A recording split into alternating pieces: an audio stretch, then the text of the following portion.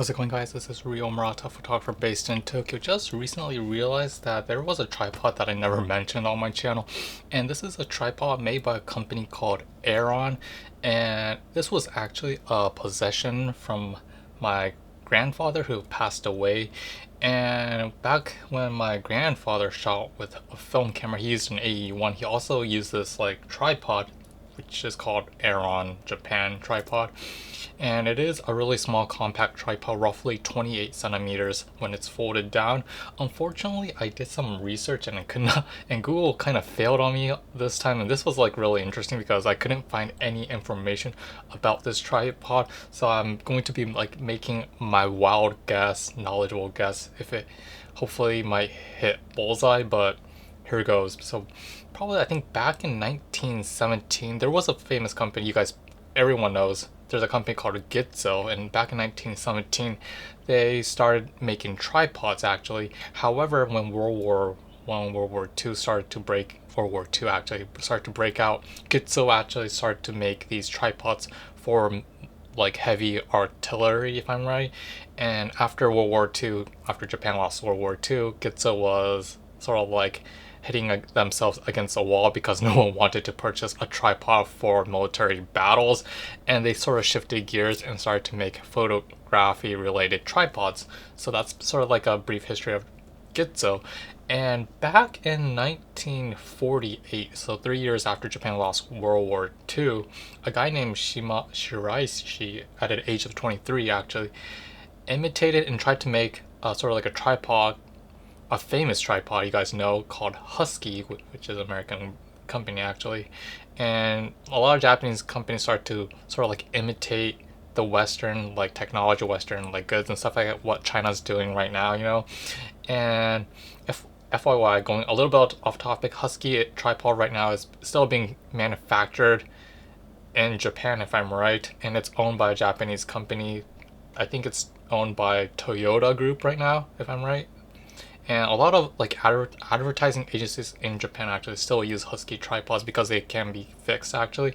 So going really off topic, going back onto topic, this company that this Shiraishi guy made eventually became a company called Slick, and two famous what I call tripod manufacturers from Japan is Slick and Velbon. And with Slick, however, is being owned by the Kenko Tokina division, which I previously talked about when I talked about their like sort of like filters. And around 1954 was, I guess, a turning point for Slick, and they released a tripod called the Slick S tripods, which really resembles similar to the Aron tripod. And if I'm right, this Aron tripod must have been like manufactured around the 1950s to the 1960s, which I'm giving a big bet on.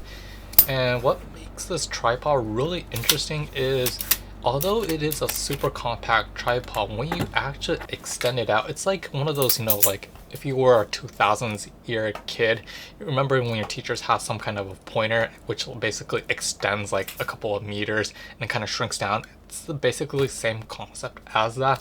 And this tripod basically does not have one of those typical what I call knock type of what do you call it, like it's not like Manfrotto's like clamp type, or it's any of those like Gitzo's what I call like screw in type of tripod when you lock it down. But this is basically you can extend it and just shrink it by push and pull method, which actually got me caught off guard.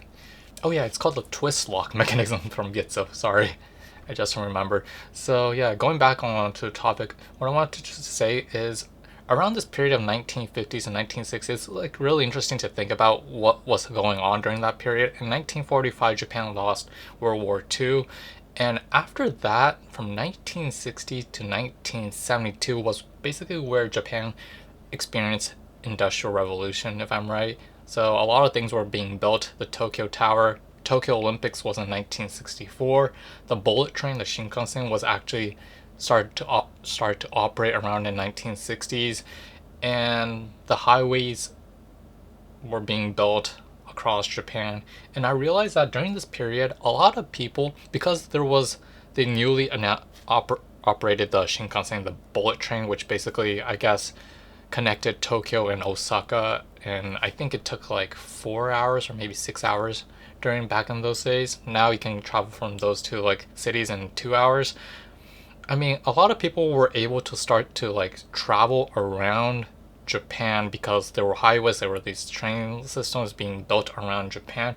And I guess there was this sort of like trend of people traveling, and this goes back into the Konica video where camera manufacturers were trying to like sort of like make travel oriented cameras. The Konica C35, a small lightweight compact camera. Olympus released their travel series, the Trip 35, which was a major hit back then. And I guess when people started to like have, I guess because of this industrial revolution, everyone's income was like increasing. So people had money at their disposal. They purchased a camera and they started to purchase these accessories along with it because they had extra cash to spare. And I guess, and this goes back into a lot of videos that I talked about previously, that a lot of accessory manufacturers start to pop out. Etsumi, Hakuba, I keep forgetting, sorry, but these like accessory companies started to pop out and they basically sold camera oriented goods. And I guess this Aron tripod was one of them. They were trying to sort of like make a consumer oriented tripod that was lightweight and friendly for the majority of people, and I guess it became a major hit, and my grandfather purchased it because he wanted a tripod to sort of shoot photos, sort of like documenting where he went. And in my previous video I talked about the Konica C35, which has a self-timer functionality, and I guess a lot of manufacturers, a lot of camera companies start to make cameras with these self-timers, and you guys don't want to put your camera on like a sandy beach or anything, but people wanted to put it on a stable sort of like surface, so I guess a tripod became a trend back then. So going back onto topic, I'm going so off topic, maybe a little bit on topic, but this like tripod isn't for like putting a medium format. I mean, it's not like a medium format tripod, okay? So, and I guess that's why Husky tripods existed back in the days, because there were people who were fully professional who had really heavy 4x5s or maybe 645, 6x7, 6x9, or any kind of like medium type of format. And for those people, they had the option of purchasing a Husky tripod. However, for the everyday consumers, there were no options. So I guess this tripod existed due to that reason. And it's like really interesting because this tripod looks sort of similar to the Husky tripod, and if you ever used a Husky tripod, there's this elevator like area where you can basically elevate the the height of the centered column. Today's camera tripods, there's not many manufacturers that produce it, but this one in particular, I don't know why they made it, but it's like really cute. I mean, there's this area where you basically crank up the center column and the camera just goes up and up and up. But yeah, but although this like tripod isn't the sturdiest tripod out of all, I mean, it's fun to use, and if it's like a really small compact like camera that you're using, you won't have any issues. But if you have something like a Nikon F3, the legs are a little bit brittle, so it might break on during some point of shoot, so I wouldn't recommend shooting with something heavier than a Nikon F3. And yeah, so yeah, unfortunately, like I said, I don't have information of like regarding the background history of this tripod. This is just my wild guess, and it's like really interesting to see something like this pop out, and I'm glad I was able to share it with you guys. And probably someone on the YouTube forums or someone who's watching my videos might know the background history of this tripod. I mean, I would love to hear it from you guys if you have any information.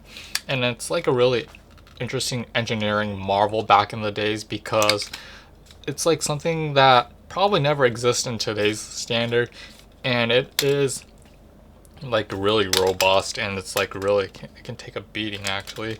However, because it was meant for the consumers, it's not for heavy duty, it's not for like medium formats. And I just realized right now that the legs come off actually, so I guess like if you want to become like really lightweight, if you want to travel somewhere, I mean, you can just take off all these like legs and pack them up, and when you get onto location, you can just stick everything together, and you can basically use it on location. So that was like really interesting to mention in my videos. Yeah, I hope you enjoyed this video. If you have any questions, please leave it in the area below. Happy to reply. And yeah, we'll see you next time. Peace out.